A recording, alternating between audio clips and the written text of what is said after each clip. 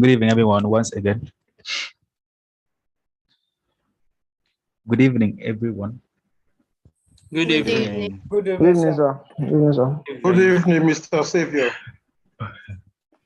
Okay, so today, welcome to your fourth lesson on Python beginner's track with CodeCamp. So last class we talked about loops and iteration. Today we'll be talking about numbers and strings. And this is the content of today's class, and due to the fact that this content is very much we might not have really have time to review what we did last, but I want to believe that everyone understood what we did in the previous class, right? Yeah, excluding me that I missed the date. I'm sorry, I missed the time. At the time I remember about the lecture, it was when you guys already had closed. Sorry about that, sir. But I think so the I would video is like there to on know YouTube. what the topic was so I can go do it up myself. Okay. The topic was loops and iterations. Iterations. Okay. Yes, loops and iterations. Okay, loops and iterations. Okay. And that's very important on Python. Yes, very, very important in on all programming languages. Very important. So with that Thank said, you. okay, no problem, sir. Today we'll be talking about numbers and strings, but we'll be focusing mostly on the strings. We have very few topics here with the numbers, much topics there for the strings. So without wasting much time, we can cover all these topics here. We'll without wasting much time, we'll move straight into today's class.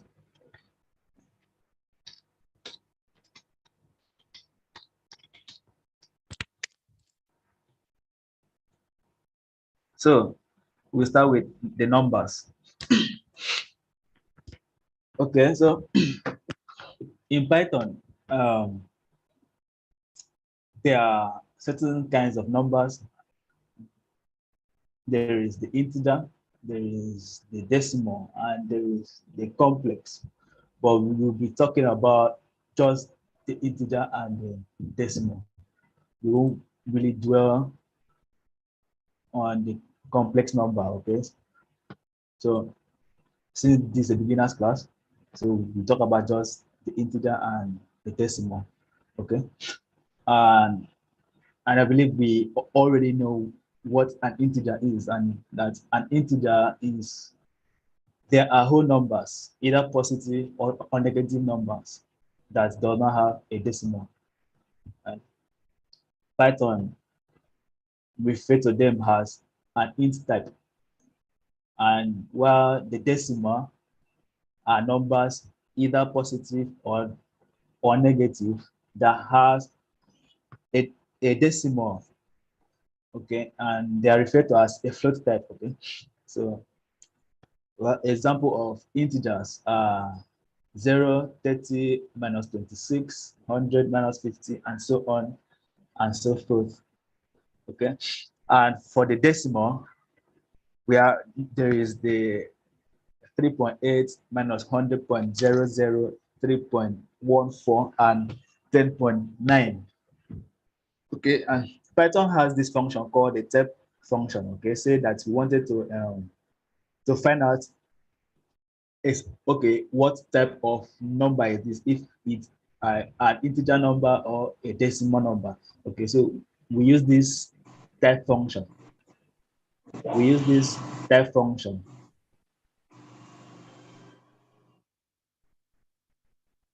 We use this type function to find out what kind of number we are dealing with. Okay, so for instance, let's say we wanted to find out, let's say we wanted to find out, okay, and a number, let's say 10, okay, So now we want to find out what kind of number is that, if it's an integer, or assuming we never knew, or we can't really tell the difference between an integer and a decimal number. Okay, so Python has this function that aids us to find that out. So that the function is known as a type function, okay, that takes in arguments. So you just put in your number there, and if we execute this, let's assign this to a variable x, okay, and then we print what x is, and okay, so we get int. Oh, sorry, we get int as again. So we get int as a type. Okay, so if we do the same with decimal, let's say we added a 0.0 there, and we save and go ahead and run this, we have a float. Okay, so that's basically what the type function does. Is it enables us to know the type of a number. Okay. So okay, so these are most common math operators in Python. Okay, most of these things, most of these signs, we've used them. We know what they mean. Okay, okay, like the addition sign, the subtraction sign, the asterisk, but this is a multiplication sign, and a division sign. Double asterisk in Python means exponentiation, meaning raised to the power of. Okay, then this sign here, the double slashes, means integer division. What it does is that it only returns the integer. It returns a whole number after every division. Okay, then we have the modulo. Okay, it's a percentage sign. Okay, but Python sees it as a reminder. Okay, so okay, let me just run this. Let me run a. Let me.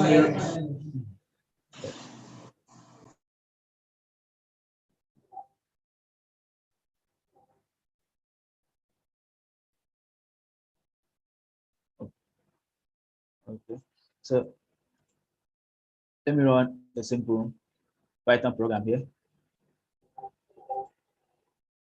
Let me run a simple Python program, and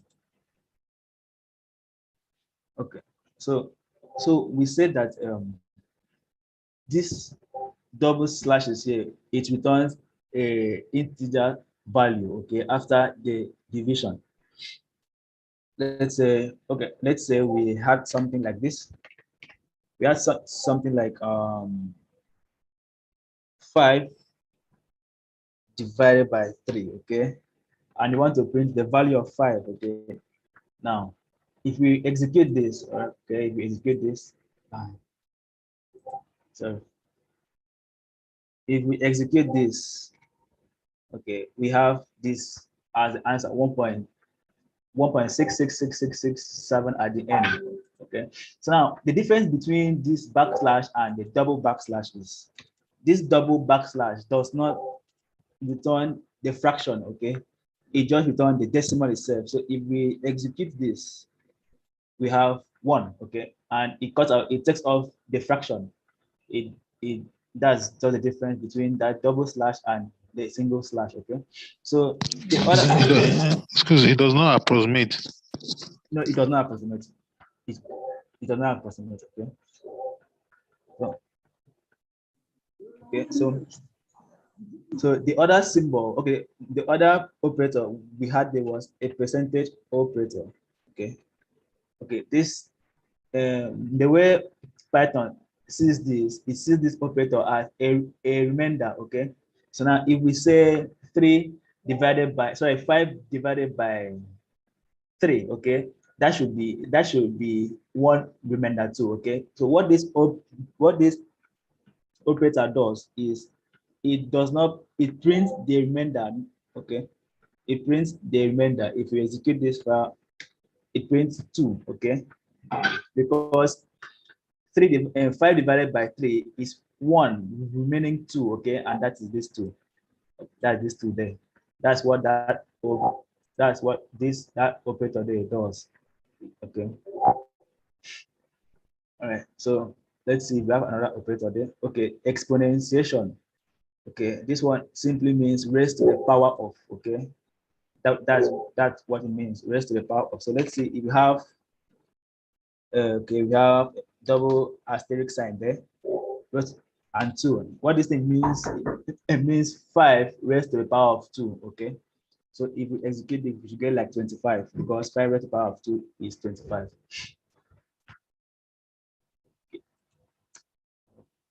Right. So okay, so another thing you want to look at is the order of operation when it comes to numbers, okay, and when it comes to math and calculation, okay. This is its order, okay.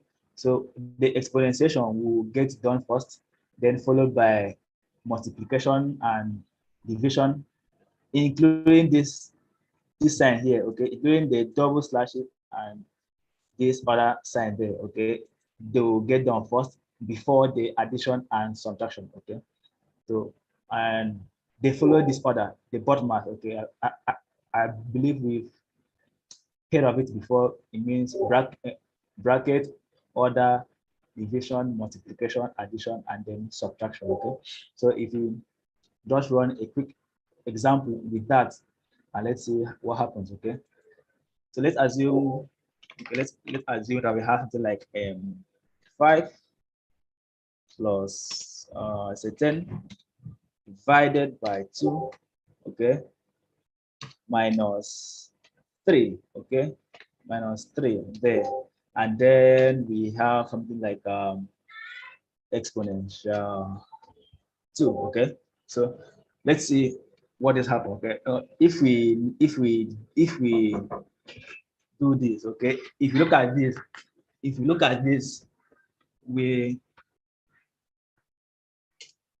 by right, okay, since this is the order of its operation, which the exponentiation should get done first, okay. So this should happen first, followed by this, and then finally the plus and the minus, okay. So let's run this and see, okay. So it gives us 1.0, okay. Well, we can try this math manually if you want to, okay. So what we do here, we will do 3 raised to the power of 2, and then we now do 10 divided by 2, and then we subtract this answer from this answer. Sorry, we subtract this answer from this other answer, and then we use that answer to add to 5. Okay, that's what's happening there. All right. Okay. All right. I think that's all for numbers. Okay, nothing much. Because I want to know. I believe we understood that was really easy and straightforward, right? I believe there's no question. Okay. Sir, please, I have a question. Okay. What's the question? If we want to accept integer input from users, like creating a program that accepts inputs, Okay. how do we like because everything is coming in as a string, so how do we make the system understand that we need it as an integer? Okay. Fine. All right. So yeah, I made mention of a keyword once. In our first class, in the very first class, I made mention of the keyword eval. I said that it's being used if you want to get a number, okay, a number from the user. So okay, if you do something like eval, okay, and then we put this eval, and then we put our input inside this eval. So you have like input, okay, Okay, sorry, input, not input. Input, okay. And then message to user, enter a number. Enter a number. And then we close that. All right. Okay. This is how we'll get a number from an from a user. Okay. So we have to add this eval keyword. Okay. I have to add this eval keyword. So let's say we do type of again. Okay. So let's say we have a new variable called y, and we want to use, I want to find out the type of whatever number the user will input there. Okay. So we just print y instead of x. So let's say we enter like a number 6 and we get the class of integer. Okay. Okay. All right. So if you can try that with a decimal as well, have like 3.8, and you have a class of float. Okay. Because Python sees decimal has float. Okay. All right. Okay. Thank you. So any other question before we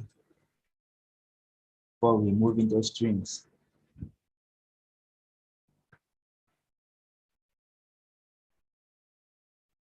Any other question? Okay, No, thank you. okay, I believe no other person has any question. Okay, so strings. Well, we've written strings before. Okay, before now, we've written strings, but today we're going to really look at things that we can do with strings, other methods and functions that we can apply to strings, and so on and so forth. Okay, so this is just the basics. Okay, so how do we create a string? Okay, so first of all, a string is anything within an enclosed quotations. Okay, that's a string in Python. Anything in quotation. Okay, that's strings in Python. Okay, so like we said, we can create the string using either a single quote or a double quote. Okay, and we can also perform a triple quote. Okay, for multi-line string. Okay, we write this and we understand what that means later. Okay, and also we strings from the input. Okay, are also considered as inputs from users using this input function are also considered as string in Python. And also quotation without anything in it, that an empty quotation, that should be a double in our quotation. An empty quotation is the same thing as saying a number is equal to 0, okay, which means there's nothing in that string. Okay, and also we can also see the length of a string, that's meaning how many characters are actually there, okay, in that string, and we can perform that using this length function. Length is is a Python inbuilt function. Okay, what it does is it accepts strings as as an argument, and then return how many strings, like how many characters, sorry, is there in that string. Okay, so we just write a simple code and illustrate what all this grammar here means. Okay, so we don't have to confuse ourselves. Okay, so yeah, okay, so Please, can you go back so that we can maybe jot down some things? I wanted to jot down those explanations. okay, let me do that. Just give us like maybe 2 minutes.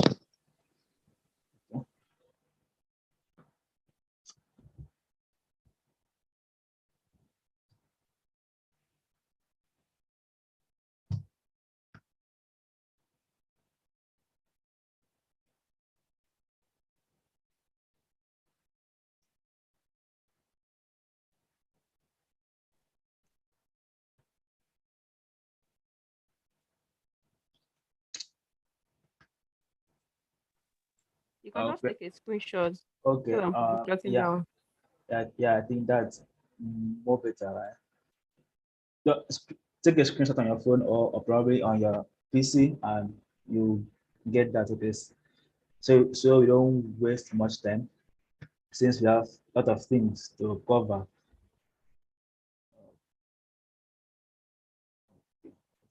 All right. So let's illustrate all this with codes. Okay, and we see how this works.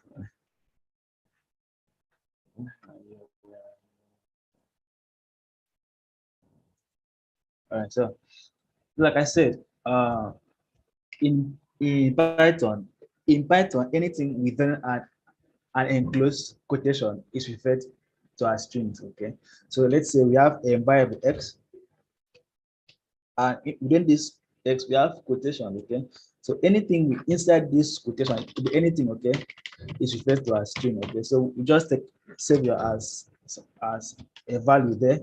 All right. So now Python sees this as a string. Okay. This whole thing has a string. So if I believe you know that if we do type of x, we should get, if you do type of x, we get like string. Okay, so if you do type, let's do type of okay, and see what x is in Python. Let's assign that. Let's just say y. Let's assign this to y, a variable y. Okay, and let's execute this and you see we have string. Okay, so that's basically how you create a string in Python. Okay, just put whatever you want to put in quotation, and Python will see that as strings. And Python will see that as string. So another thing is another way of getting string is from the input. Okay, from the input itself. Okay, so if let's assume that we use the keyword input here, and let's say enter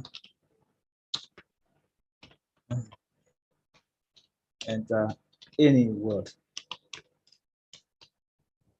Okay, okay.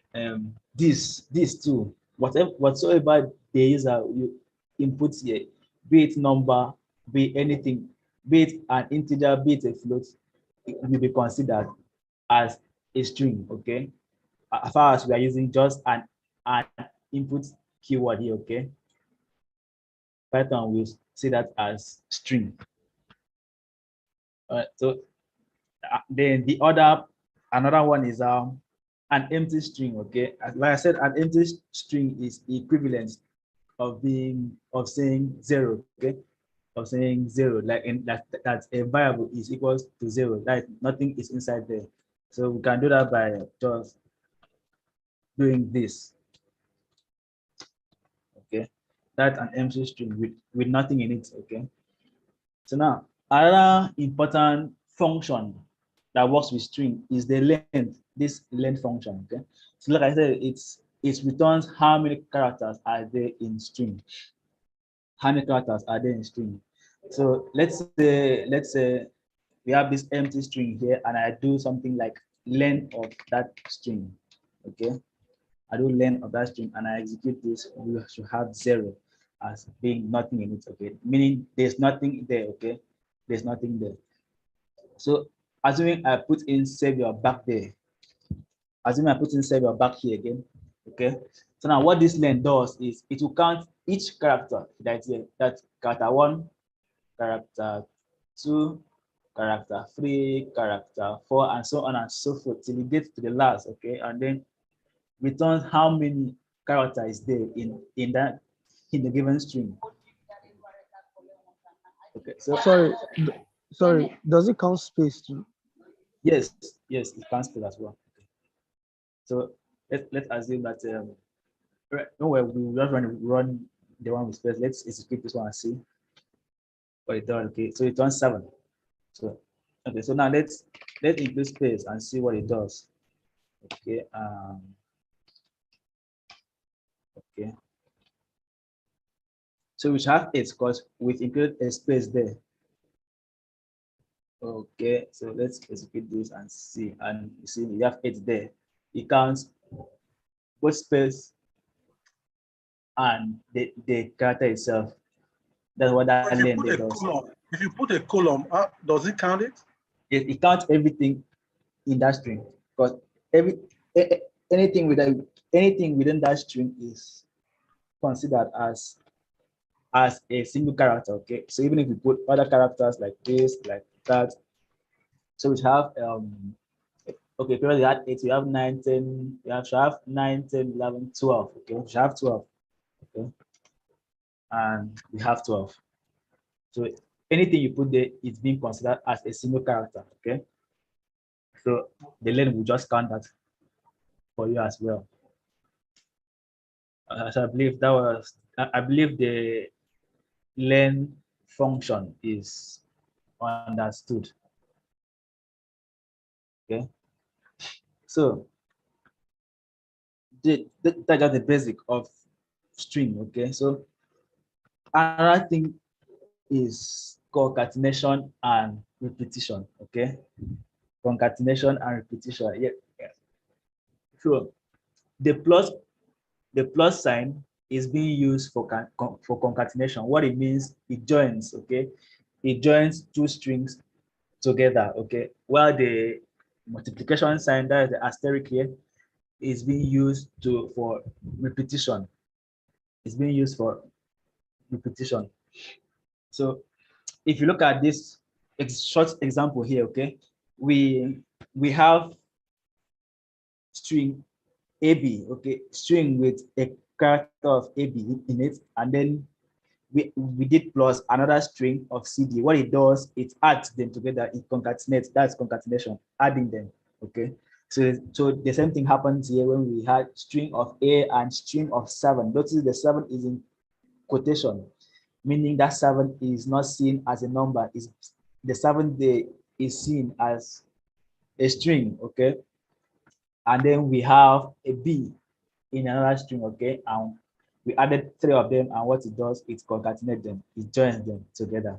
All right, so the asterisk, on the other hand, multiplies things, like it repeats a given string. Okay, based on the number of times you add here. Okay, so now what we had here was a high string. Okay, a high in string. Okay, so we repeated this high 5 times. So what it does, it just prints the high 5 times. If you count, is 1, 2, 3, 4, and then last one, the 5. Okay, that's what it does. So that's the difference between concatenation and repetition. Okay, so now what you should know is that you can't concatenate, or you can't even add or even repeat different like can't do concatenation on different data type. Okay, what I mean is let's do this with the code so you understand. What I mean is, let's assume we have x as a variable that holds a string ab. Okay, and then we have a y on the other hand that holds a value, but this time not a string, an integer. Okay, let's say 3. So what we cannot do this. Okay, we cannot do this. Let's assume we want to print this. Okay, we cannot do x plus y. Okay, plus y. Okay, see okay, so the can only concatenate string, not integer. Okay, what that error means is that concatenation only works with strings. It does not work with integer. Okay, what an integer does, it does the actual math. Okay, so if you do this, so if you do that, it just do the math for you. Okay, but for strings do not do the math, it's concatenating. So let's say if I have a string of 4 there and then a string of 3 here. Okay, and a string of 3 there. Okay, okay.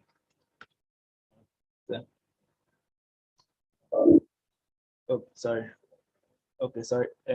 There should be a double quote, not single quote. So we shall it's you see what it does? It joins 3 to 4. It doesn't actually do the math, okay? So that's concatenation with string. Okay? And we can also say something like okay, let's say you want to print that 3 5 times there, and if we do this, you see we have 3 5 times. It doesn't actually multiply, it just repeat the 3 in 5 times, okay? So that is the concatenation, and that is repetition. That is there any question before we keep moving? I believe everyone. Okay, what's the question? Can you please show how we did the second one again? This one? Yes. Okay, all right. So what happened here is that since both x and y is string, okay, by default, this plus here means concatenate, not add, okay. So now y on the other hand has this repetition sign here, not multiplication, repetition of 3 5 times. So what it does is added 4 to 5 in it added 4 to 3 in 5 places, okay. So that is 4. That is what I mean. What it does was 4 3 3 3 3. Okay. Okay. 5 3 there. Okay. That's what it did. Not actually adding. Okay. Sorry. Okay. Okay. Thank you. Hello. Okay. Hello. Yeah, I'm listening. What's the question? Yeah. You said it adds 4 and 3 in 5 places. Or no, sorry. Okay. All right. Okay, I just wanted to rephrase that, please. That's all. Oh, okay. Yeah. So it's what it does is that it duplicate 3 in 5 places and then join 4 to it. I think that's better. Eh? Okay. Any other question? Okay, no other question. Sorry, the question I want to ask, you remember there was a question I asked the Yeah. day we were creating something, and I said that concerning password, when you want a password to the first letter to have an alphabet, a uppercase letter, there should be an uppercase letter in the password, then there should be special character and a number in a password. So you now say that when we get to strange, you will explain how that can be obtained in the code. So that's what I'm asking about. Okay, by the end of this class, we will do that task. Okay. Okay. Do that task by the end of this class. Okay. Just a second, please. All right. So the next thing we want to look at again is the in operator. The in operator. Right. So now, what this keyword does, the in, is a keyword. Okay, it's a keyword in Python. What it does, it is used to check if a particular character is in a string. Okay, that's if a string contains a particular character or something like that. Okay, so if you look at this example here that I put on here, we have a variable here, okay, called string, and then we have a value attached to it, a value of savior. Okay, so now what I can do is, you can't just say in that. Okay, you have to actually combine this in keyword with other operators. Okay, so that it makes sense. Okay, so imagine me telling Python in something. Okay, it doesn't understand. So now I want to put it like in a condition. Okay, so what I said was, if string a is in this string here, right, then I want to do something, right? that this just that what this code does. Okay, so okay, probably let me just run this in the LDLE and you understand what that means. So let's assume we have a variable name, right? And a variable name we have Savior. Let us take the Savior for now. Okay. And then I want to check if a certain character is there in that variable. Okay. So that's when the in keywords come. Okay. It comes in now and then you use it with the if block. So now what I can say is if, remember the if now, it's not a condition. Okay. It's not a remember the if block. Okay. If condition and then block of code to execute, right? Block of code to execute. I believe you still remember this, right? So now the condition that I want to pass to this if block here is I want to check. Okay, I want to check if a certain string is there. Okay, so I want to check if, let's say I want to check if R, okay, string character R is there in the name in the name variable. Okay, so now if it's there, I want this to tell me that R, okay, is in the variable name. Okay, that's what I want to. So if it's not there, okay, if it's not there, I send them. Let's do the else. Sorry, let's do the else. If it's not there, I'll just copy this for the sake of laziness. I'll just copy this and paste it there. And I say R. Oh, that's double in. And I say R is not. R is not in the variable name. It's not. R is not in there. Yeah. Okay. So if we execute this, okay, let's say, okay, let's run this. Let's see. So it tells me that R is there in the variable name. Okay, so the in keyword is used to check if certain something is there in a string. Okay, so now we can't use this in. Okay? So let me ask. Sorry for. Okay. Yeah. You know, we are the print now is looking at a capital R. Does that not matter? It's regardless. Yeah, the case matters, but this one you're looking at actually right now. We're looking at a small r. Okay, this one is just the printing. Okay, this one doesn't like this whole block. Okay, does not define the condition. Okay, this way the condition is being defined. Okay, this r here. Okay. So now case matter. Okay, so if I do big R there, if I do a big R there,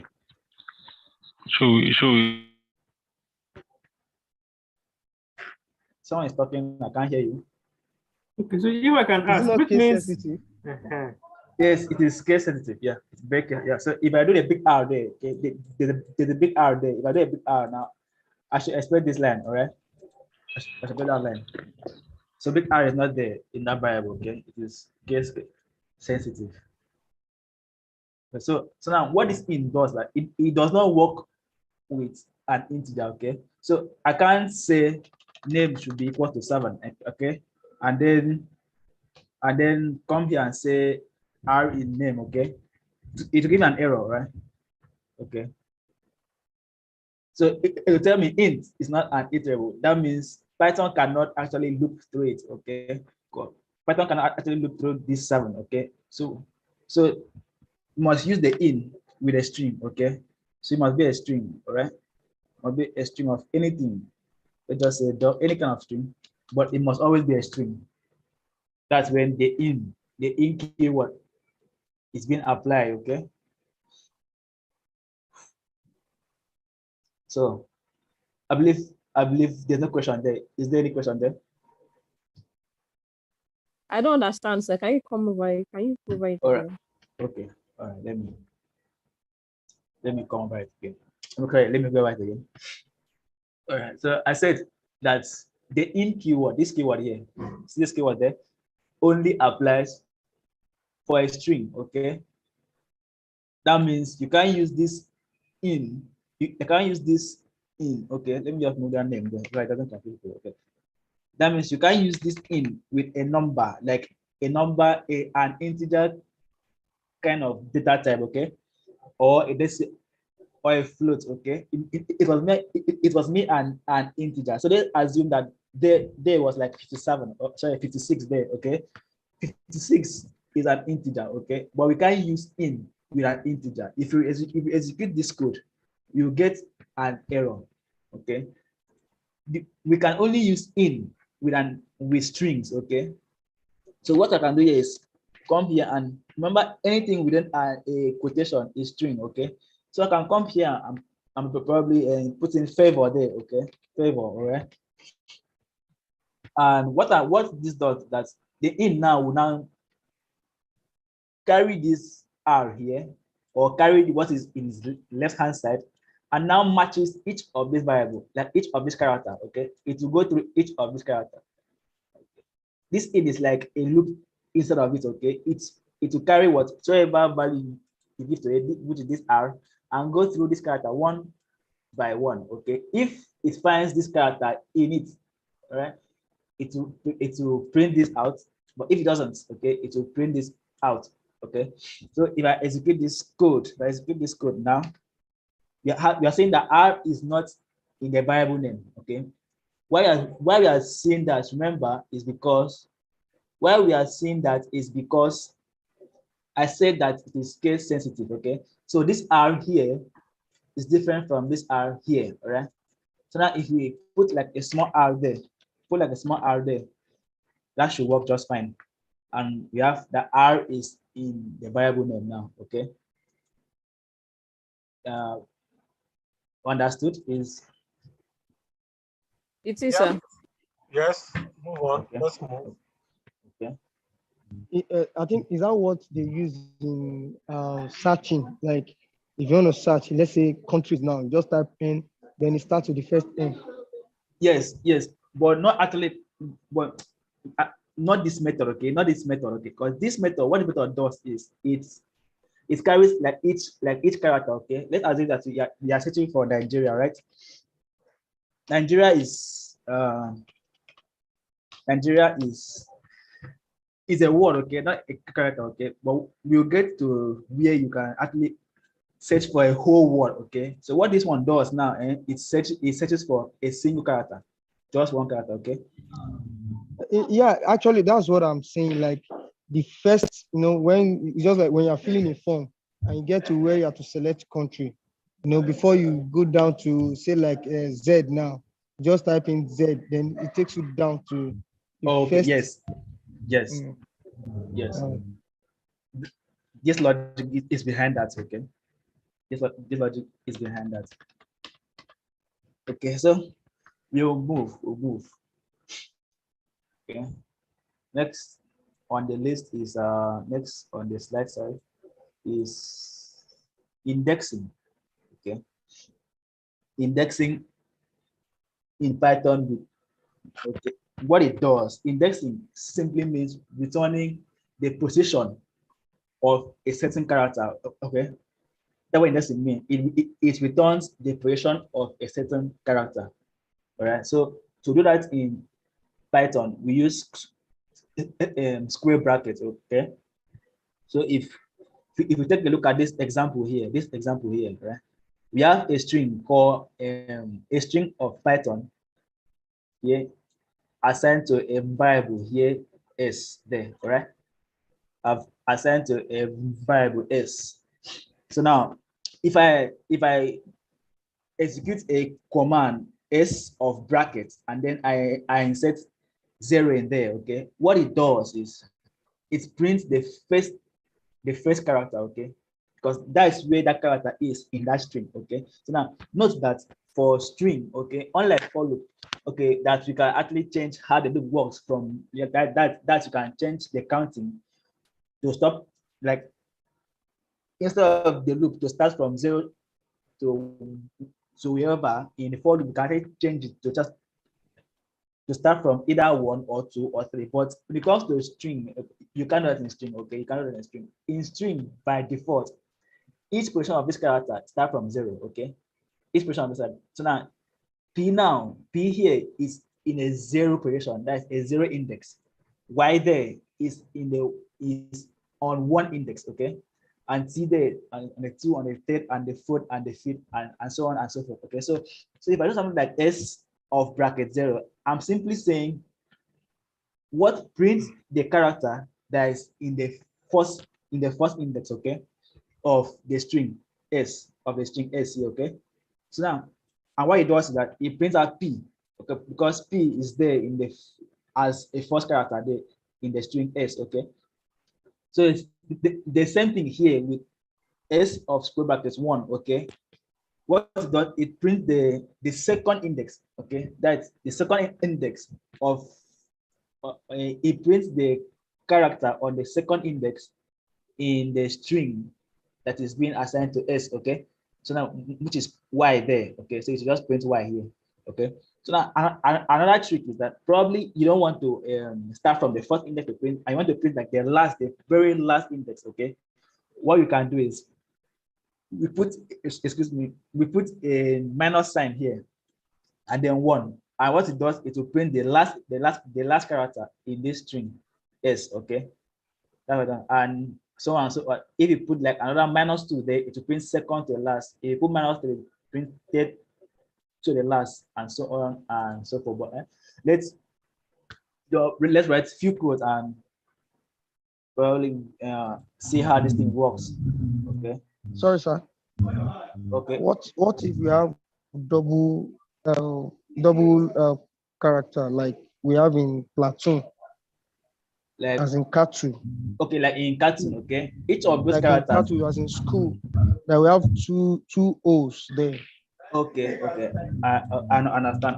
Like something like this. Let's say S equals to cartoon. That okay.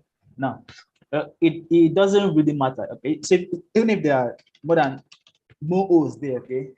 So just what happening that each of these character has their own index, okay? Their own index, okay? This O to Python is different, is a different O and then other here, okay? Because this O is sitting on its own index. Sorry, this O there is sitting on its own index, and this other O is sitting from its own on its own index, okay? So now this O to Python is different, is a different O, and this other O is also a different O, okay? So if okay, let's just use this and see what happens. Okay, so now want to print. Remember the structure, okay? The structure is the string name or probably the variable name, and then square bracket and the index. Let me start as the string name, okay? String name, and then square brackets, the index we are looking for, okay? And then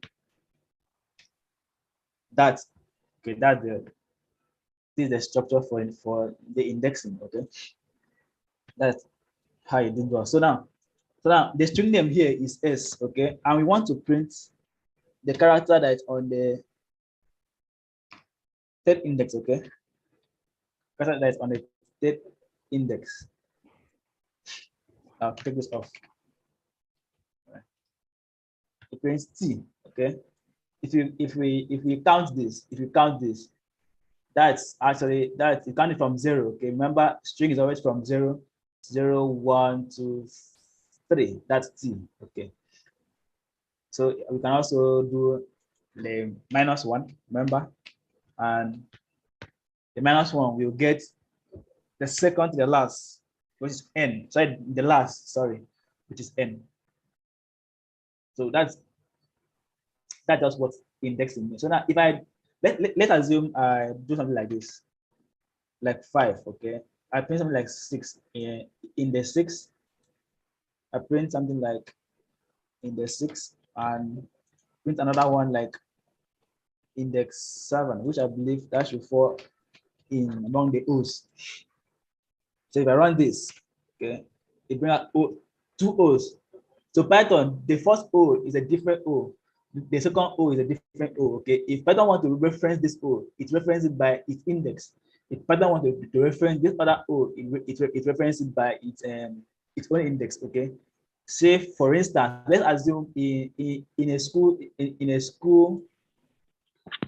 Hello, higher.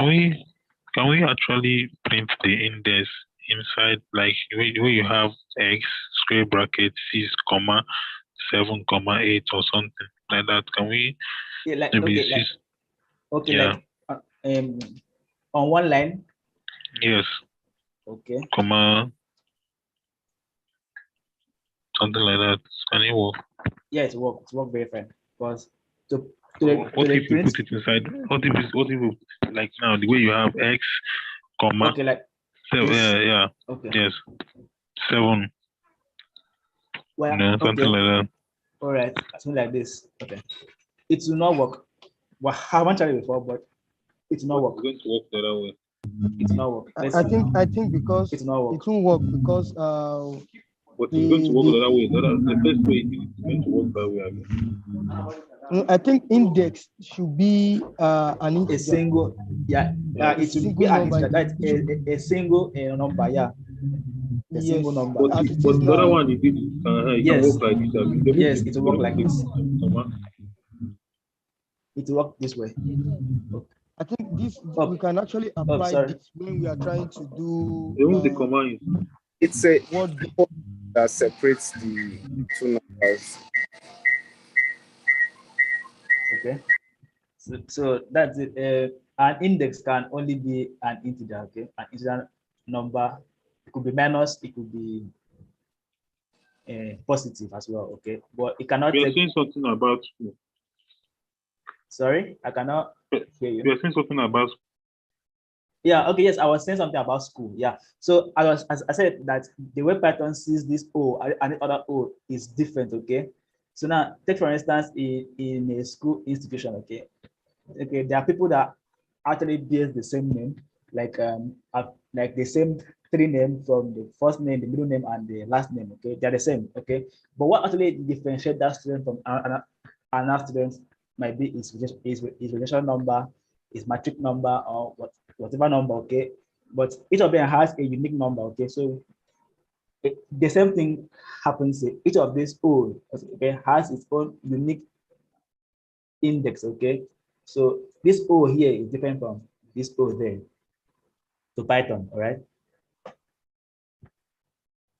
Okay. So that is it with indexing. Is there any other question? Do you have any problem there?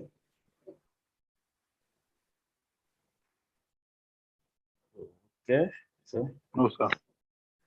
All right. So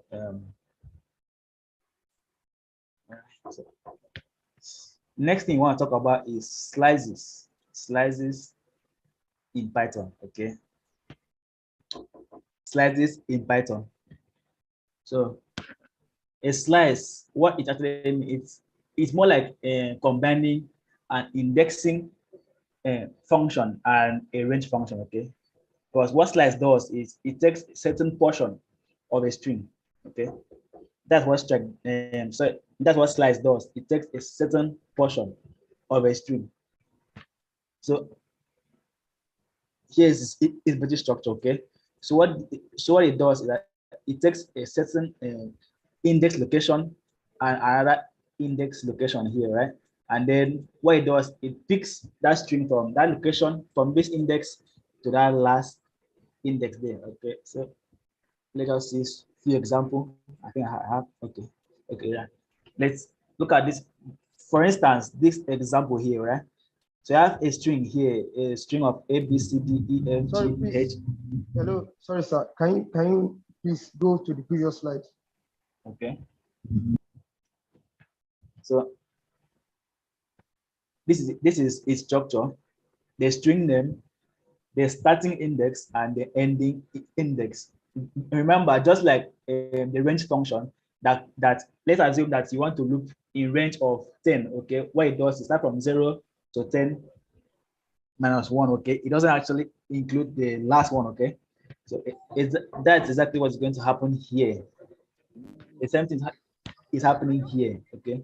Since I said that it's almost like indexing and ranging, okay? So if you look at this example, we have a string of A, B, C, D, E, F, G, H, G, H, I, J, okay? And then if you look at this string, well, you see that this string has an index of, has 9 different index. Index 0, index 1, index 2, the C, index 3 being the D, and so on till index 9, okay? And that's A being index 1, A being index 0, B being index 1, C being index 2, and till 9, okay? So now, what slice does, remember, I said it takes the string name and then the starting point and the ending point, okay?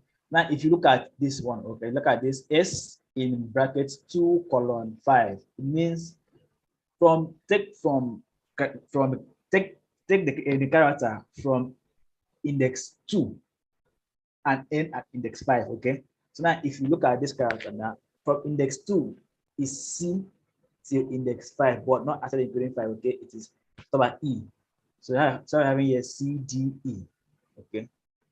That's the result. Then another way is that we can do, and we can remove the first index and then put like the last index. And what Python will do will print out the first 5 character. Okay, means prints the first 5 character. It means that's this since there is no first value there. Okay, it means to Python. What that means is start from the first character and then stop at the 5th character, okay? So the same thing with this other one. There's no last character. So it means start from the 5th character to the last character, okay? So that's what it means, all right? So now if you look at this, we have, for this one, we have A, B, C, D, E. That's the first 5 character. The other one is now the first last character, right? So this one that does not have any value in it at all, okay, what it does is take from the last character to the end. Sorry, take from the first character to the last character, right? So let us execute. Right, let us execute some function here, right? All right, so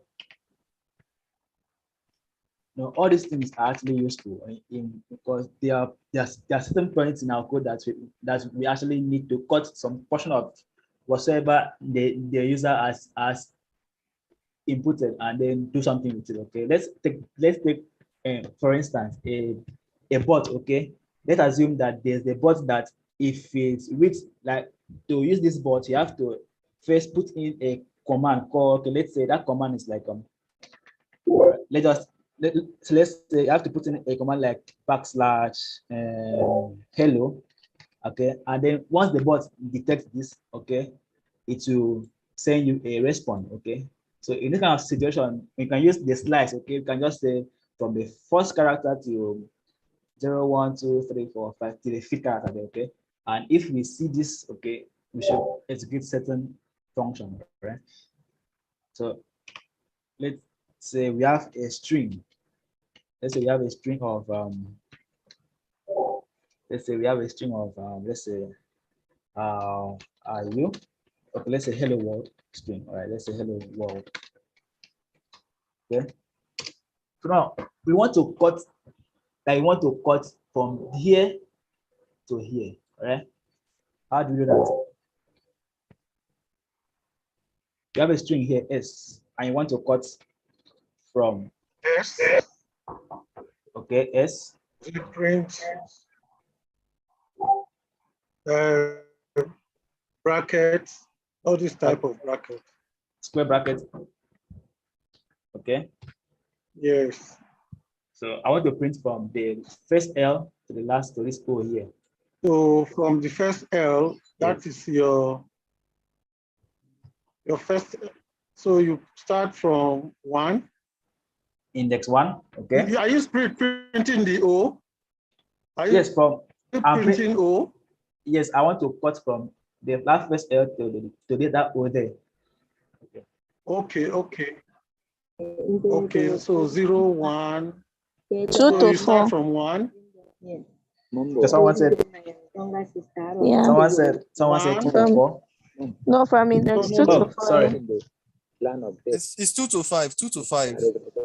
It's 2 to even 2 5. to 6. So It's 2 to 5 now. You want to add the O to it? 2 to 6. 2 to 4. 0, 2 to 1, 5. 2, 3, We have 0, 2 to 5. 3, 4, We 5. have 2 to No, 6. to 5. Yes. Okay. So far that's the response I've had. 2 to 4, 2 to 5, 2 to 6. Right. Please, may I ask, where do you want it to end? I didn't hear 2 to 6. I want to cut from the first L to that O there. I'm not putting this space, so just those three letters there, LLO. So far I've had 3 response: 2 to 4, 2 to 5, 2 to 6. 2 to 5. I'm taking 2 to 5. 2 to 5. No, I said 1 to 5. I said 1 to 5. Okay, so far 2 to 5. about 4 people have said 2 to 5. 2 to 4. Okay. 2 to 4. Okay. I said 2 to 4. Right. 2 to 4. 2 people have said. Okay. 3 people have said that now. 3 people have said that. I said 1 to 5. Me 1 Please, to 5. where do we 1 want to it to 5. stop? Okay, I've said now 1 to 5. Yes. Okay. All right, let's see 1 to 5. Please, where do we want it to stop? Okay, where I want it to stop is the first the O there from the first L to I said 2 to 4. 2 to 4. 2 to 4. Okay, so 4 people have said that so far. And this other one, I think only one 2 to person has 4. said this. 2 to 5. 2 to 5. 2 to 5. Okay. 2 to 5. Okay, that's the 6th person I can hear that person. Okay. And 1 person here. Okay. Okay. So let's see. Let's execute this and see. All right. Let's save this and run. All right.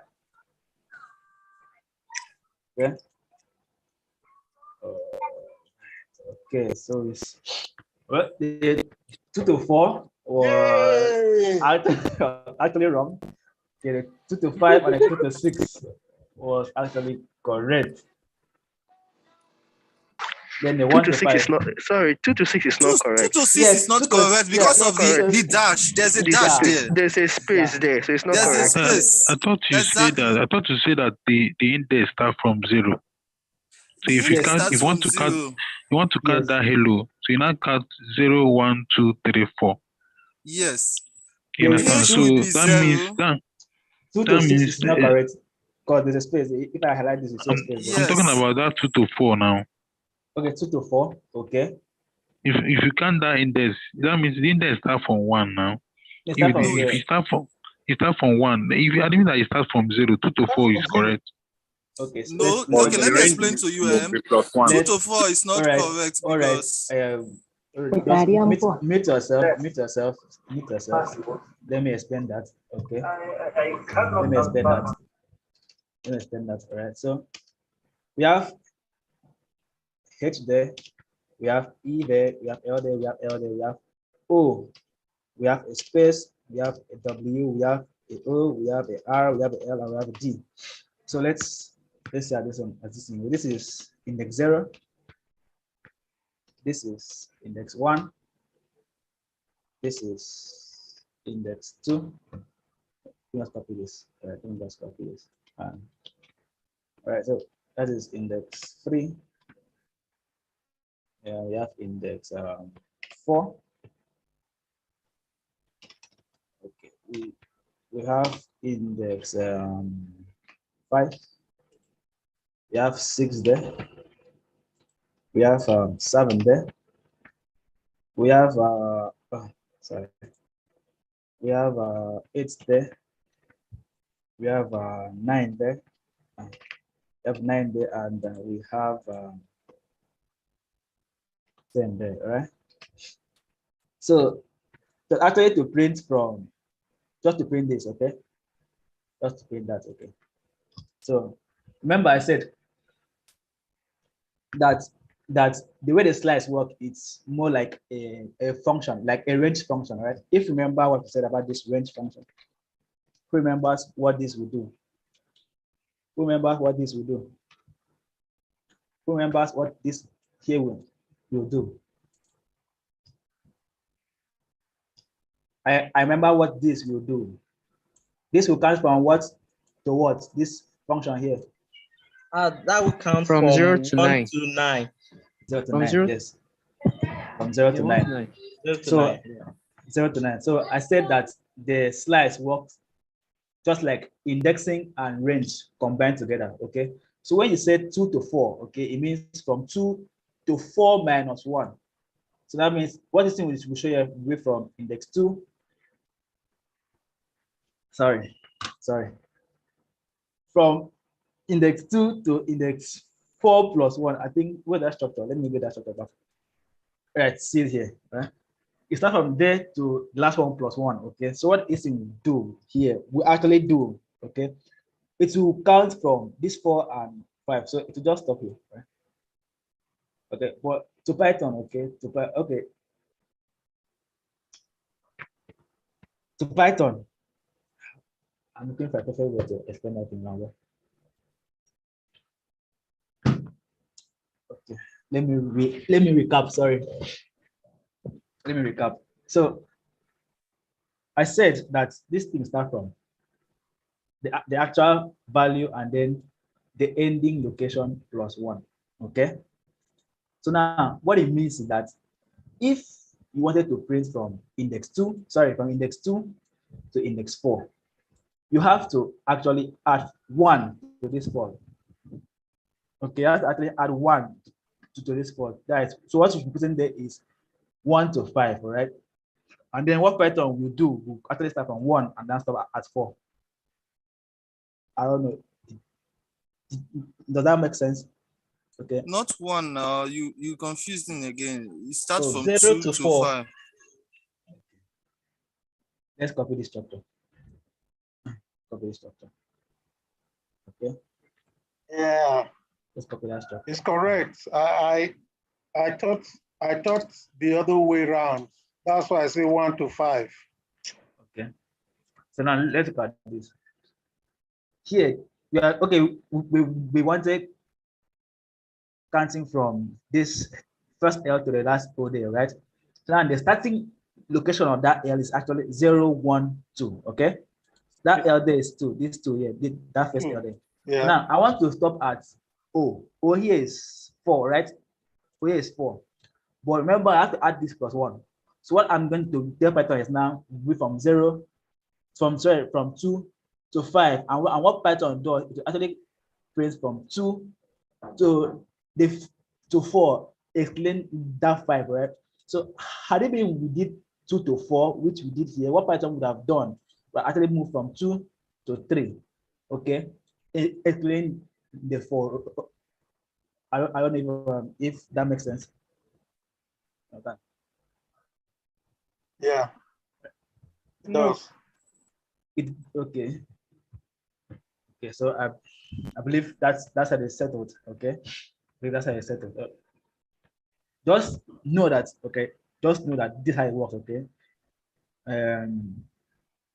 from the starting point to where you wish to end plus 1. Okay, so I wish to end at 4. Just add 1 there, and Python would do its thing and stop at 4 for you. Okay, so that is settled, and that is that. Okay. So okay, so now another thing we should know is changing an individual character of a string. Well, in Python, okay, Python strings are immutable, meaning we cannot change them. Okay, we cannot edit a single character from a string. Let's assume I'll cut this off, all this. Let's assume we wanted to change this O to P, all right? In Python, we can't do this, okay?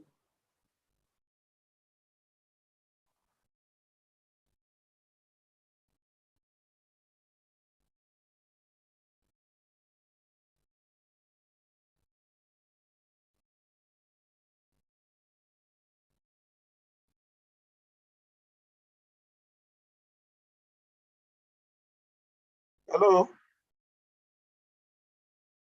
Hello. We can't hear you. Is our teacher gone home? I can't even see him again. I think it's network. Yes, yeah, I think it's network. network It just issue. went off. Okay.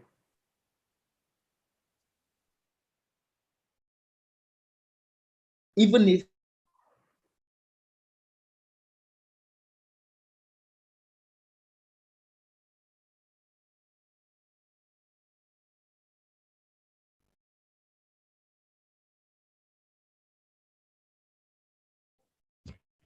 hello. Hi, we lost you Sorry, some minutes ago. sorry, my network malfunction. Sorry. So as I was saying, I can't see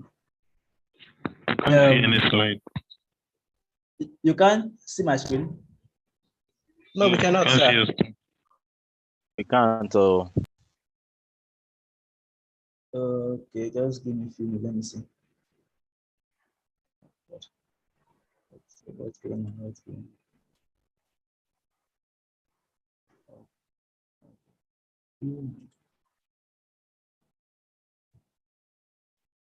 Are you guys see the screen now? Yes. Okay. It's out now. Okay. Sorry, man. Sorry, man. My network misbehaved there. So, okay. So I'll say that we can't edit a particular character in a string. Okay. So let's say we have this character O here. I want this character O to become P. Okay. We can't do something like this because let's say we have S there, S of index. This will that here or stand will give us P. Okay. We can't just do something like this equals to P. Okay. That it doesn't work in Python. Okay. This does not work in Python, and then we print this. We run it and we get an error code. Okay, does not support that. This string does not support, like it's immutable. We cannot change it. Okay. So now, but there's a trick. Okay, there's a trick around all these things. Okay. So let's say that we wanted to change this. All right. So what we would do? Okay, what we would do? Let's assume that we really wanted to change the character of this string. What we would do, what we would do would be something like this, all right? So now, remember the slice, okay? Remember that slice of the stuff. So we will actually just do something like this, okay? 4 character.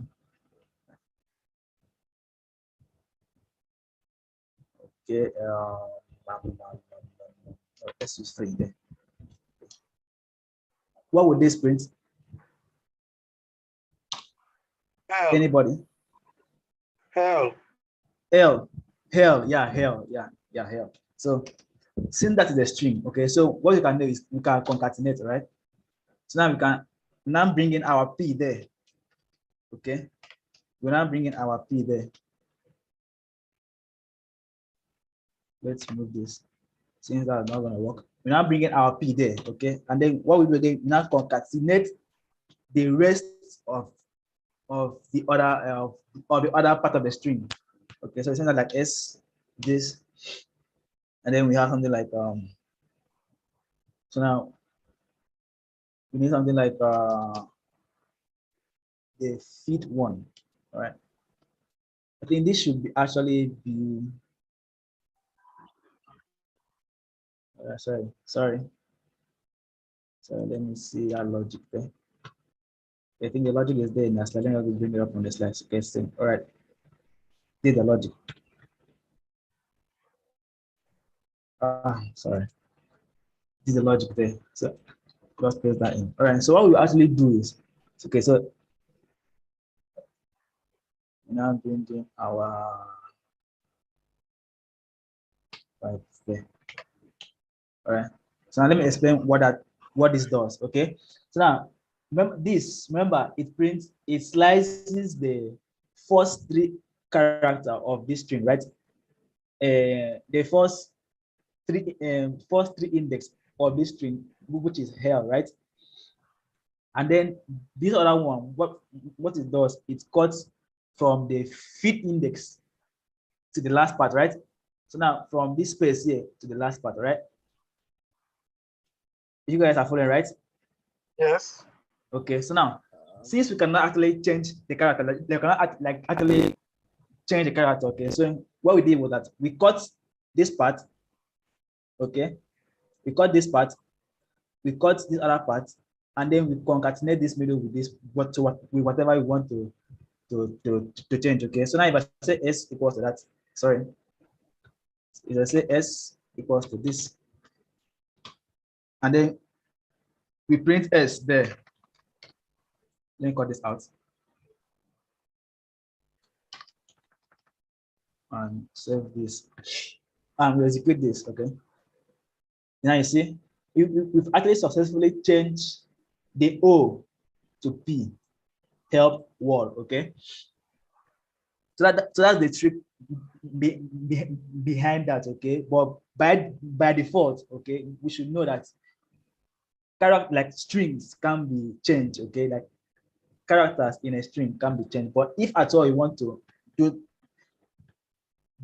if at all you wish to change that, okay, you can perform this trick. Okay, where we just cut one part of the string and the last part of the string, and then we concatenate it. Okay, whatever you want to change there, and okay, and that is it, right? Understood now? I hope there's no problem with that trick there. Is there any problem there? Any question? No. All right, so no question. You have a question?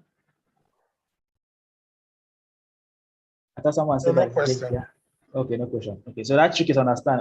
So just in case you wish to do that, you can just do that with that trick there, and that's it.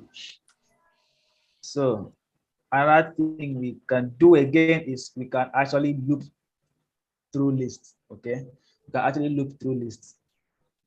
Remember our range construct. Okay, we can loop. Sorry, we can actually loop through strings. Okay, let's say let's assume this. Sorry. So let's assume you have this string now s, right? So remember our for constructs, right? Our for constructs. I then for invariable name, so we use I there. I could be anything, all right? So normally we do something like in range of, all right? Range of, okay? Normally we do something like in range of, understand, and then give it a number which we can use to loop with, okay? But we can actually do that, okay? We can actually make this number dynamic in a way that we don't want to give a number. We want it to look in number of characters that's here, okay? So now like this hello world now is about 1, 2, 3, 4, 5, 5, 7, about 11 characters, okay? So by default, we want to look for 11 times, okay? So what we can do is we can say for range in length. Remember the length keyword, okay? It returns how many characters are there, okay, in that string. So you can use in length of s, all right? You want to look based on the number of characters that is there, all right? That's what you want to do. So now, what you want to print. So now, if you print I, remember the for loop, okay? What the for loop does, it once this starts, it assigns numbers to this I here, or to whatever variable you have there. So now if I execute this, okay, sorry, I'm missing something there. Missing something there. But missing something there. Remember our in keyword for I in range. That okay? I in range. Yeah. So let's execute this and see. Okay. It's looked for 10 times. Okay, which is remember how the range work. We have 11 this thing here, so it looks from 0 to 11 minus 1, which is 0 to 10.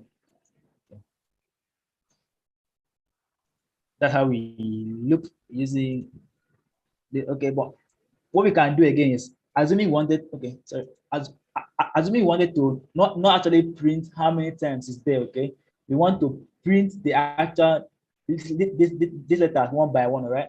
Remember, you remember that x, if you do s of index, okay, of any index, let's say s of this of index 0, okay, it returns the character that is in that index, okay.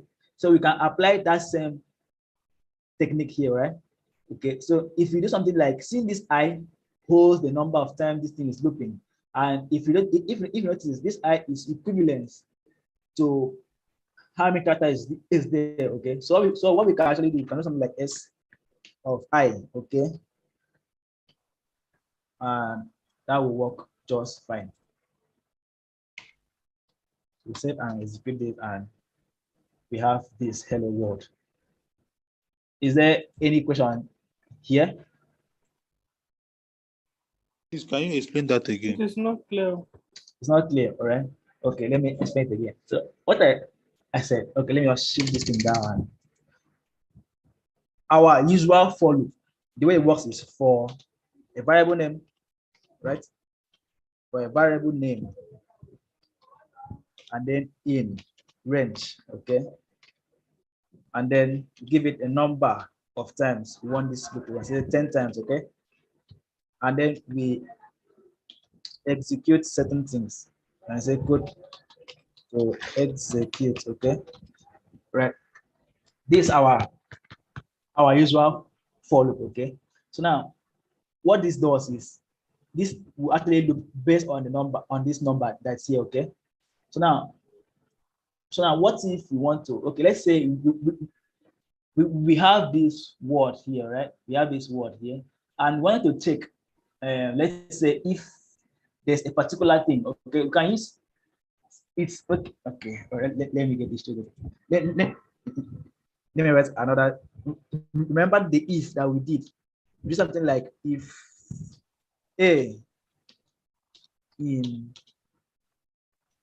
certain string, like let's say in Savior, we remember this if condition that we did not too long ago. Okay, so now what is actually happening behind this scene, okay, is what is actually happening here if you look at it closely, right? So now what this a does now, what is happening here is Python carries this a and actually loops through what if it goes through this whole string here, right? And then return whatever you want to return if this string is actually here, okay? Almost the same thing is happening here, okay? So now what this thing does is the act of going through this string is what is happening here. What is happening here, okay? What is happening in between this box here, just a small box here, okay? So now what I'm saying is that we should loop this thing based on the let's say on how many characters is here, okay? That's what it means. So if I do something like, okay, let me cut this off for now, and let me run this code and say if let's print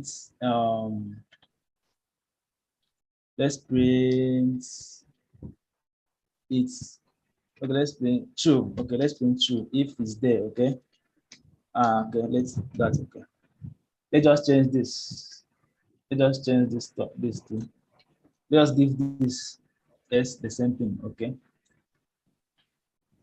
So now what it does is I just copy the same code here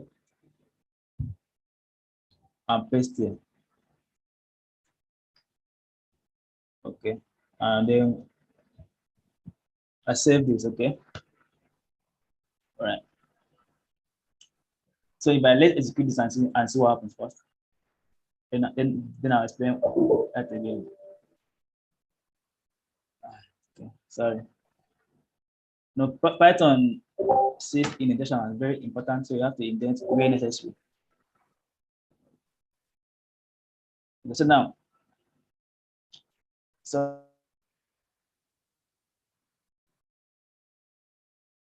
I forgot to put something here. I forgot to put our break. Okay, so you see, it does the same thing. Okay, does the same thing that just that the first code is just 2 lines and the other code is kind of 4 lines there. Okay, so now please, hello. Yes, I'm listening. Please, I want you to go back to the code again. I saw an if I in len of s. I know len calculates the length of s. I don't understand the code. Okay, yes, I'm about to explain that code now. Okay, so now I saw something like that behind this condition, there is a loop kind of concepts there. Okay, so what this condition here, what it does, what it means that carry this a, go through this string of this string savior. Okay, if this a is there, if the character a is there in this whole string, print true. Okay, that's what is happening here. Okay, it's the same thing that's happening here. So what I'm doing now is I could say in range of, okay, I could say in range of 100. Okay, I could say in range of 100 there. And what will happen here is that it will loop this thing for 100 times. Okay, if I don't put this break statement there, it will loop this thing 100 times. Okay, but I don't want this loop to loop for 100 times. Okay, I want this loop to loop based on how many characters is there. So in other words, if you reach this r, okay, it should just end there. The loop should end there. Okay, so let's assume that this character was coming from a user. Okay, and we do not know how long that character will be. Okay, so now what we can do is we can use the length. Okay, what I'm trying to do here, we can use the length of that character. Is there. Okay, you can use the length of that character. So that means no matter whatever is the length of this thing, okay, pattern will loop based on this length of this thing, right? It will loop based on the number of each character. If it's 100 characters that are here, pattern will loop through this thing, 100 character. That is something that is happening here. Let me do something here. All right, so let's print what length of s is. Okay, let's print length of s is, and let's run this code and see what happens. It's 30. Okay, it's 30. So now this loop here will run for 30 times. So instead of us putting 100 there, okay, like assuming the length of what the user wants to put should be 100. Okay, we can make that dynamic. Okay, so we can, instead of us to assume, we can actually put the exact length there. Okay, so this alone, okay, will give us the number of length that is here, and the pattern will use that number to loop through all these things here. Okay, instead of for us to assume that, okay, let's just say that this is 30. Okay, that length, this whole character here is 30 characters there. Okay, so I want to check if there's letter Q in there, right? So now notice that Q is in the last character, right? The last character there. Okay, so now what I want to do is I want to check if there is Q written around, right? But then I want to assume this thing. So I just start on my own and I assume, okay, that probably the user will put a character not less than 10. Okay, now see what happens. Okay, see what happens. Let's run this code and see what happens. Okay, let's see this. All right, you notice this true is this first true here, right? But the last true never executed. Do you know why?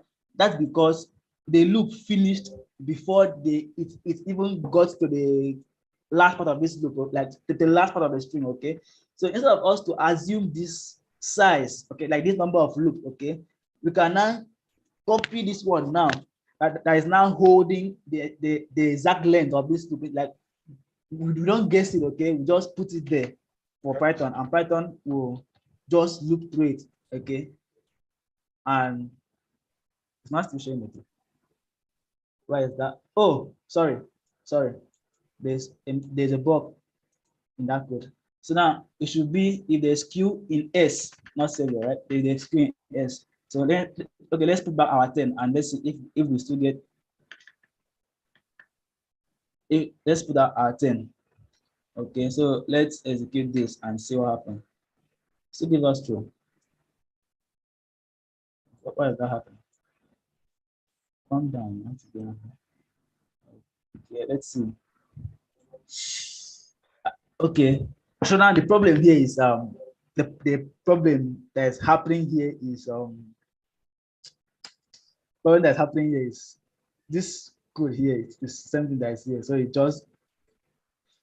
didn't actually, okay, so like I said that there's a loop behind this thing. So the one time it came here, it just looked through all of them all and just returned that code that's going on here. Can you delete the one that you don't need so that we understand what you're explaining? Okay, so you don't need this one, right? Delete the one you don't need. So also don't need the print. Okay. Let's make this thing easy. Right? Let's make this thing easy for us. Let's make it easy for us, right? So what we want to do, right? Let's bring the easy part. Let's make this thing easy. I think I'm complicating things. Okay. Let's make this thing easy for us. All right. So now we don't want to loop in range again, okay? We want to loop in S. Let's do that. And then we want to print I. Okay.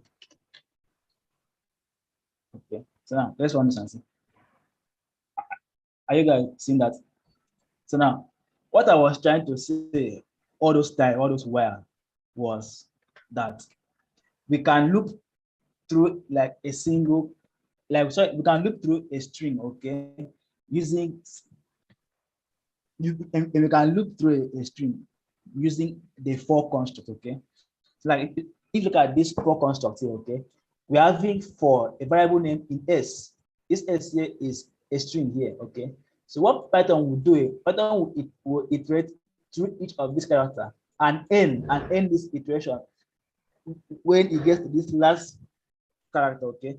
So if you run this, just after the loop ends after that R, okay. So let's assume that you wanted. Remember that our first code that we check for a character in a string, okay. So now I said that there's kind of a loop concept behind that small line of code there, okay. So what was actually happening behind that that code was what Python did. Assuming we did for A. So now we answer if A, let's say string A, okay. If string A in S, we just print S there. Sorry, A there for us.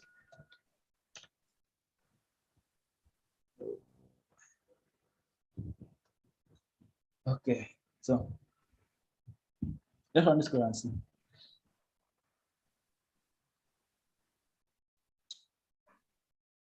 What's happening there? Okay. What is happening is.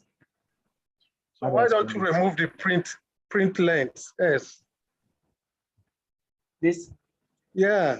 This was, I was trying to show you that like the number of no, we know that this code, this print length, we actually give us the number of characters there, okay? Yes, inside savior. Okay. So now let's say that let's say we wanted let's say that we wanted iterating through each of these strings. Let's go to the last slide and see what is happening here. Okay, so how do I hide this stuff? I just go somewhere. Hide. Okay. So look at this loop. Look at this loop. So I said that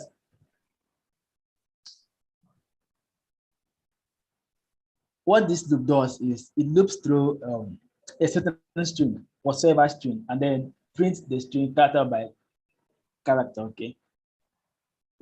So so let's assume that okay, let's use another instance. Let's assume that we want to print.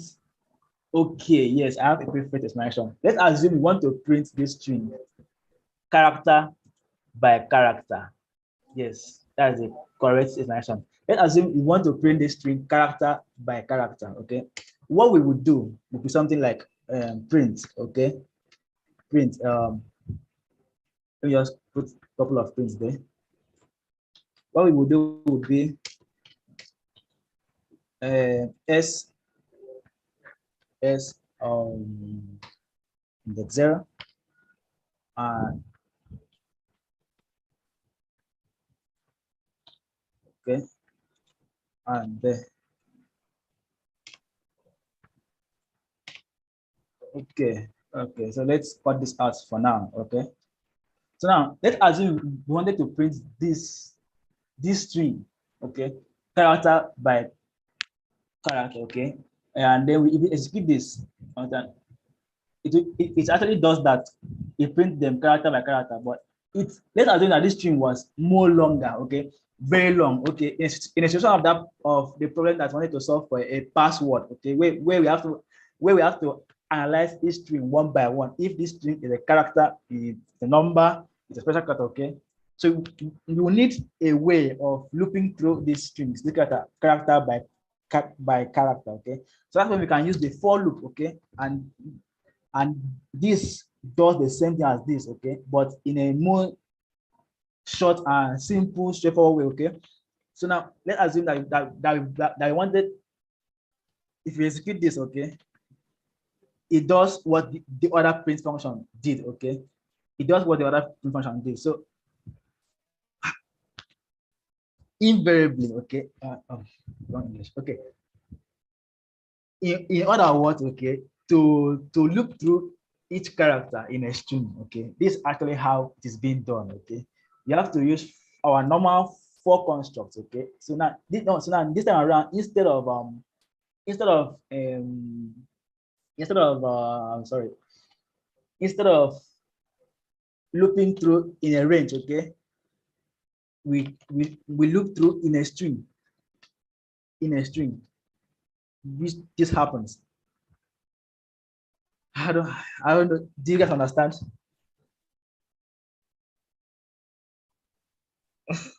I think I've made things even more complicated. Yes, so it make it more complicated. I've complicated the whole stuff. Okay. Let's forget about whatsoever I've said before now. Okay, so if you can just wipe that out and then just take this in. Okay. If you want to loop through a string, like you want to actually get each character in a string, this is how we do it. Okay. This is how we can use a for loop. Okay, to loop through a string and then get each of the characters. So now, normally, okay, our normal for loop, this I is supposed to be assigned to 0. Okay, then I start doing 0, 1, 2, 3. But now this I now is being assigned to each character of this string S. Okay, so now I here, the first loop will be I here is now S, and the second loop I now become A, B, and so on and so forth. Better that way, right? Yes. I think we should just accept it. It won't be able to explain it that well. Over time, we'll get to understand it. Yeah, I think with over time, one will get to understand it better. Okay. Sorry, I'm not actually wasted, but we spent a lot of time there in that looping through strings. Just like 15 minutes left. Okay, so that does it for the loop. Okay, you just play around with it. Okay, and you get to know it. Actually, this was the main thing I actually wanted to talk about. Like, it was the main aim of, like, main focus of this stream. And let's see how this one works. Okay, these are methods. Okay, methods are simply functions. Okay, so these are functions that we can apply to strings. Okay. Please, can you go back to that slide before this method? I wanted to screenshot. Okay. Okay, then continue. Okay. So list method, okay. Methods are methods are function in strings, like in Python, sorry. Please mute yourself. Someone has unmuted and introduce ourselves. Okay, so function everybody. How do I mute this person? Okay, so methods are functions in Python. Okay, they have what they do. Okay, they do certain things to strings when you apply them to string. Okay, so this one are just few functions. Okay, if we go online and we Google for if you go online and we Google for not a real life something. How do I mute? Okay, so if we apply this function to strings, it does.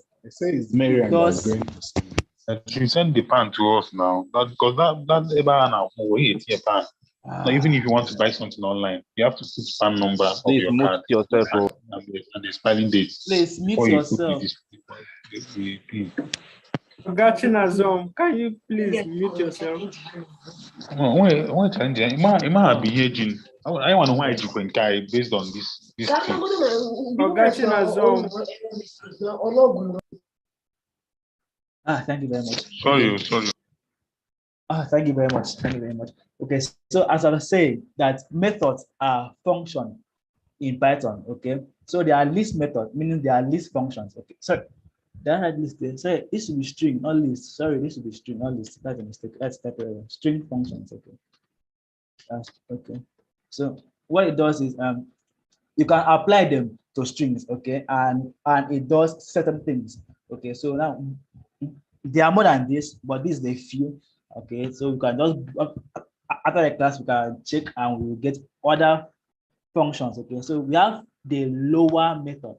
So what this one does is it returns bunch of strings. It changes them from whatever case they were to a lower case, and the upper function does the opposite. It converts from whatever case they were to a upper case. Okay, so you have another one called replace. Okay, so now this replace function takes in two arguments. Okay, so the first argument is actually the value we want to replace. Okay, so the value we want to replace.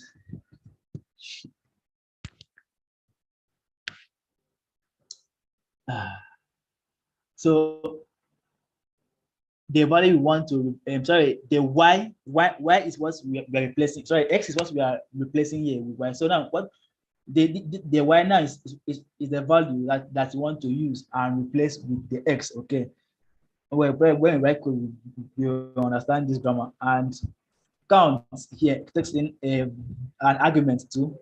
The argument there is actually it returns the number of occurrence this value have appeared in that string. We have the index. This one returns the location of that string here. Okay, then there is alpha returns a Boolean value. Okay, that's a true or false. Okay, if all the character in that string is either is a letter. Okay, so we just play around with few of this method and okay, I don't think we will have time to write the password problem.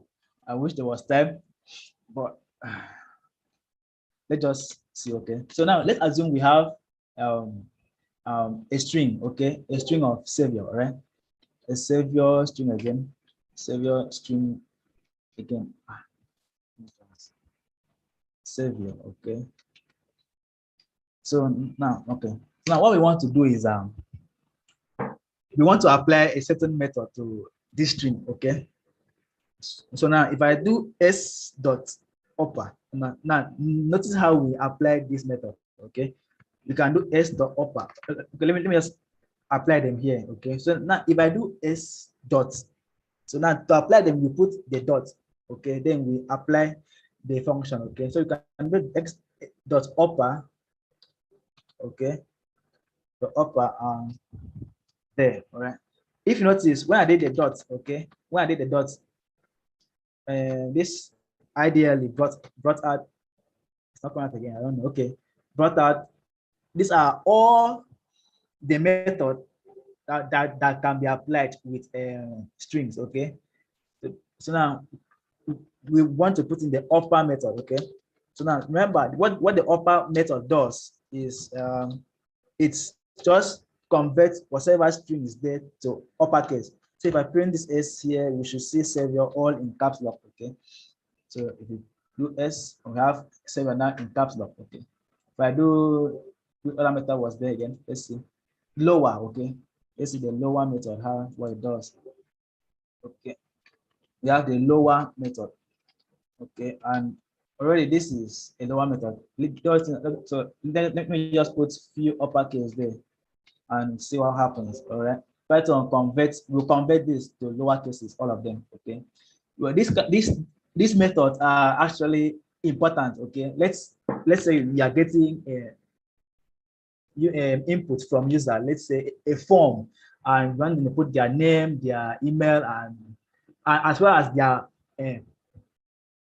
gender, that is either F for female and M for male. And let's say behind your code, you are using a lowercase m. You know, a user can actually go on and put a uppercase m. So that might actually contradict with your code. So what you will do is for you to apply this method to bring all of them down. So whatever the user put there, to just convert it to lowercase. Okay, that's it. Right? That's that.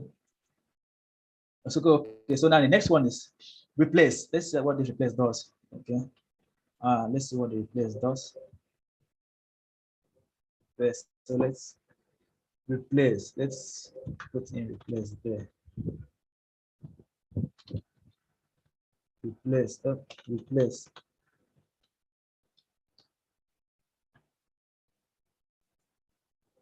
So let's see g dot this.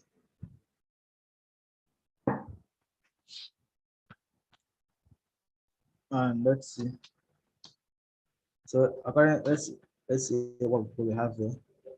So the replace says it turns a string with every occurrence of x replaced by y. Okay. So let's see. We have let's put y there. Let's see what happens. All right. What our put is okay. Okay. So now what? So now the way the replace work, okay, is it's this value here is so this character here is any character in this string, okay, and then the y now is what I'm replacing that character with. So if there was other a, it's just return this string again. So let's assume there was another a here. Let's see what happens if we do that. And see, it replace all the a's with y, okay, with y. Yeah, remember I said that strings are immutable. You can't change it, okay? So now what actually happened here is that not as if these strings here actually change. What this method just does is it's just it's kind of it bring back like the instance of this s but with y in it. But to Python sees this s as this, okay? So what this method just does is just returning an instance of this s, but this time around with y replacing all the a, not as if that literally changed the string itself. I don't know if does that make sense. Hello. Please, can you explain this one again? Can you explain it again? Okay. They replace.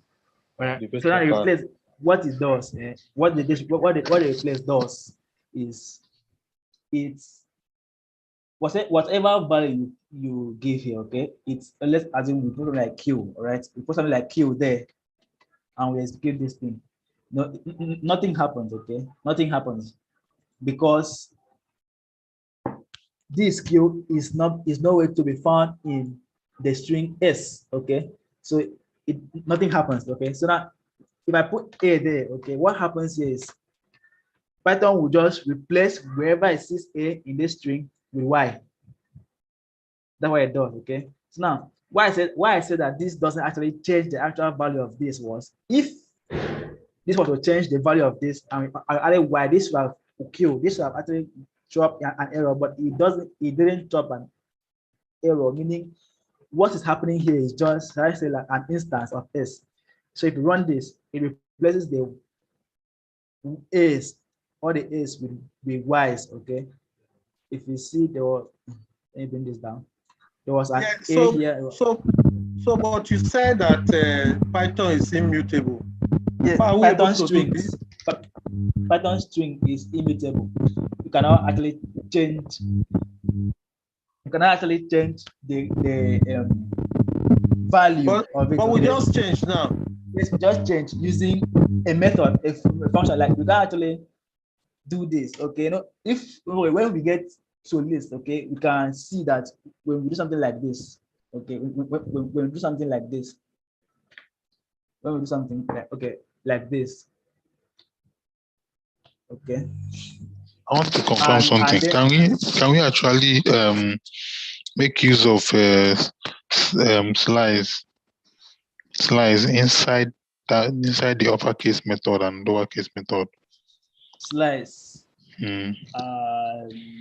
Nope, I don't understand the question. Sorry, come again. Like the way, like the way we make use of slides, like we can say x is equals to Korea brackets s, like savior, x is equal to savior strange dot uppercase. The uppercase bracket can now say x slice. Maybe you want to do uppercase for one particular character in that savior. Maybe you can now say s inside that uppercase bracket. Now say s Korea bracket 1 0 okay. 0.0.0. Okay, I understand your question. Okay, well, and we can't actually do that inside the method itself, because this method on its own has its own rule. Okay, so this is this method rule. You give it two arguments. Okay, but what we can do is we can use the for loop. Okay, to loop through this whole list string. Okay, and then change the one we want to change. Okay, if you want to change the v, so now we can check if the I is equal to v. Okay, so now change that to the uppercase. I don't know if I answered the question. Like you can apply that slice inside this method, okay? But we can write a code, okay, in another form that will do that, okay? That will do that for you. It is what I'm trying to do. I don't know. Have I answered the question? Okay. I don't know what I was asking. Like, if we want to make one particular character uppercase in a string. Yes, it is possible, but we can't use slice. Like you can't cut that. Like what you can do is use a for loop, like for whatever for I in S, okay, and then we loop through it. When we loop through it, now we now use an if condition here that if, let's say you want to do for I, okay, that if I now, okay, is equals to this, all right, okay, and then you can now apply that method there, right? You can just apply that method there. That I is equals to I dot. Like now be I dot uppercase. Okay. Exactly. Okay. Yes, and that will work perfectly well, right?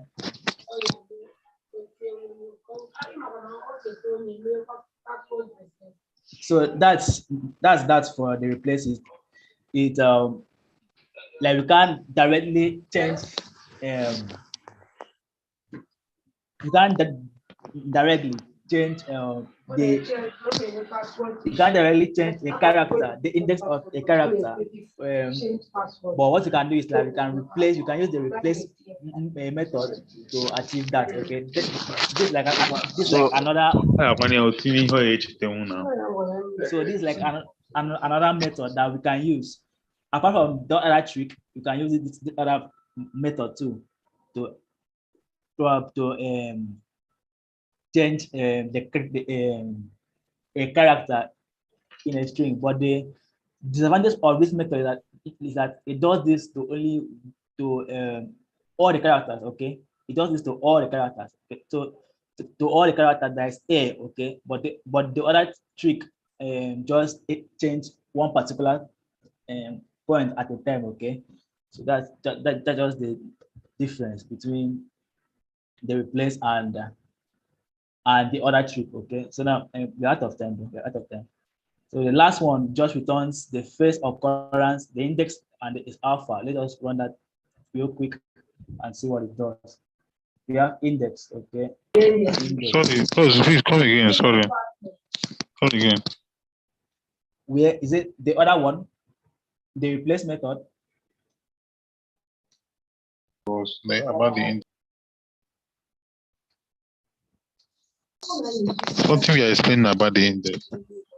The index. Okay, what I said, the index, what it does, it returns the first occurrence of whatever string you give to it, of whatever character.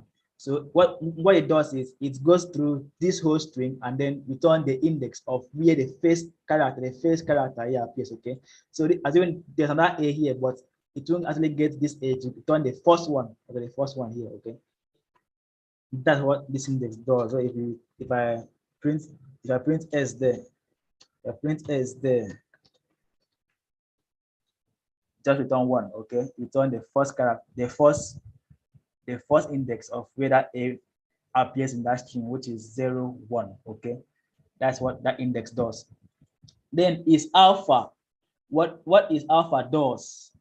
What is alpha does is it returns through a boolean how do I put it? A boolean value. Okay, if the entire string is letter. Okay, so let's just do that. So now if I do is alpha, this is alpha does not take any arguments. Is alpha, right? Is alpha. And if you print S, we should get true because everything there are letters, right? So now if I put in 1 here, okay, if I put in 1, it returns false because there are now integers, numbers inside mixed together with just letters there. Okay, so that's what is alpha does. And you can check up other methods. There are plenty. Okay, so about that password, probably in the next class, probably we'll do that before we move to our next class. Okay, and that will be in the next class. But I'll give you an idea of how that would have worked. Okay, so if I was to write the code, probably you can go and try it, but I'll tell you how that would have done.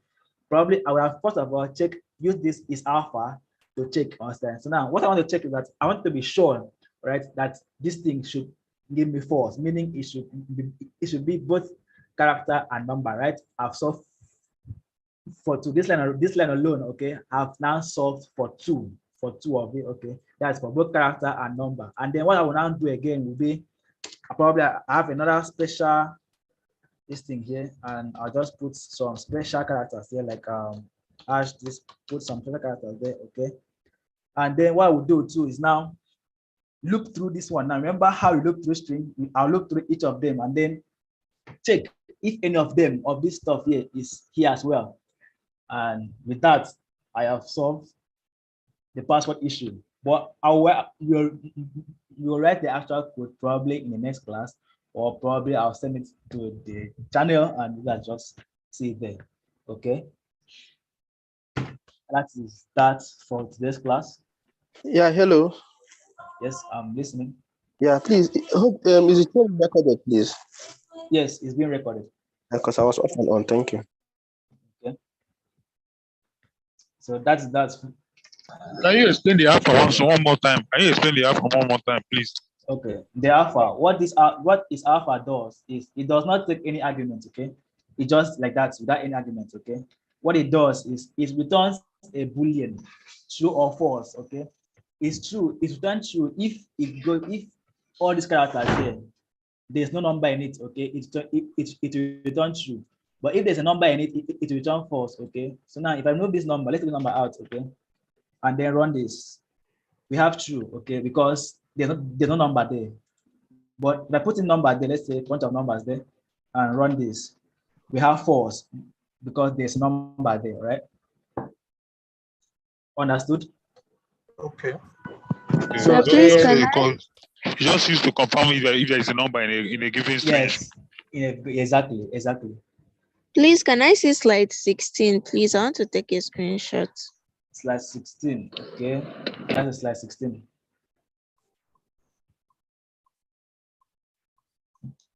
Okay, thank you. Okay.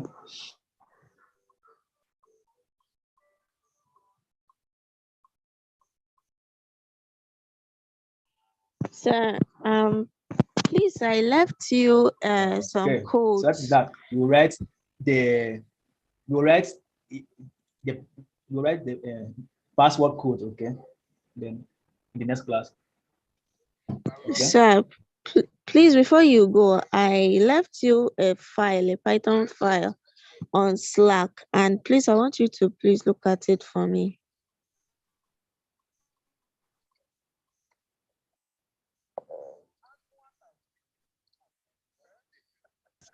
So that's that for today's class.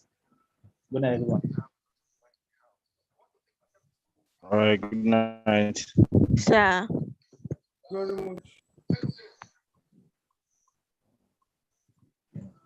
Can anybody hear me? Yeah, I can hear you. Yes, we can hear you. Sir, please, I said I left you a Python file on Slack. There are some codes that I've been working on. I want you to please check it for me because I can't seem to get it running. So I left you that file on Slack. I think I left it as a direct message. Okay. I don't know. I think we can actually do it in the class. Okay. Send it to me too. Can actually look at it in the class. Okay. We learn from it as well. Okay, no problem. I'll bring that to the next class if necessary. Okay.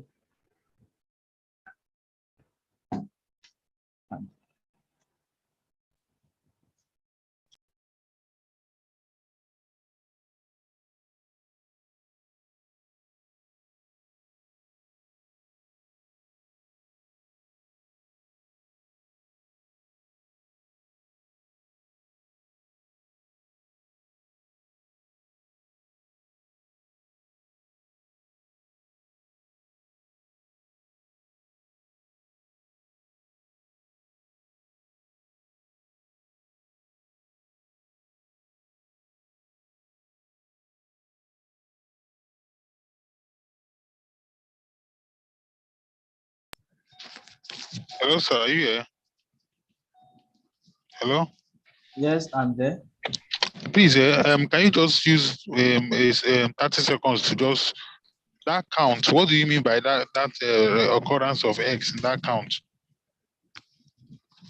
Like, can you just explain? Occurrence of X in the count. Okay. Okay, what count does is it counts how many times a certain number has appeared in a string. A certain alphabet appeared in a string. So if I do okay, just like opposite of index. Opposite of index. Yeah. Okay, index we just count from the beginning, the first character. Then count how many characters. No. What index does is it returns the position. Is it in position 0, position 1, position 2? Okay, that's what index does. Okay. But what count does count how many times that character itself has actually appeared in that string. If A appear 2 times, if A appear 2 times, you not tell us it's 2. Yes, exactly. Oh, okay. Thank you.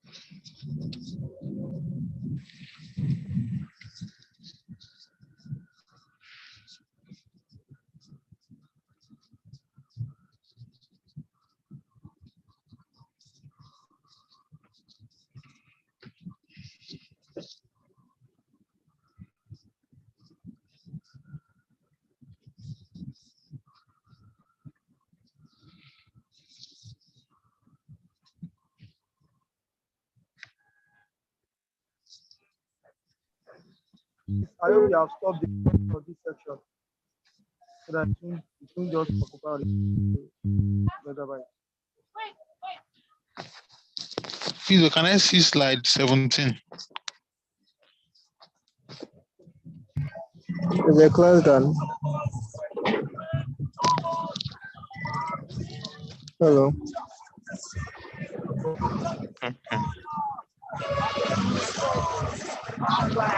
So, though we didn't say anything about this escape character, right? Hello? This escape character, are we going to discuss it in the next class? Okay, yeah, we'll discuss it in the next class because there was no other time. Like, what of time? Okay.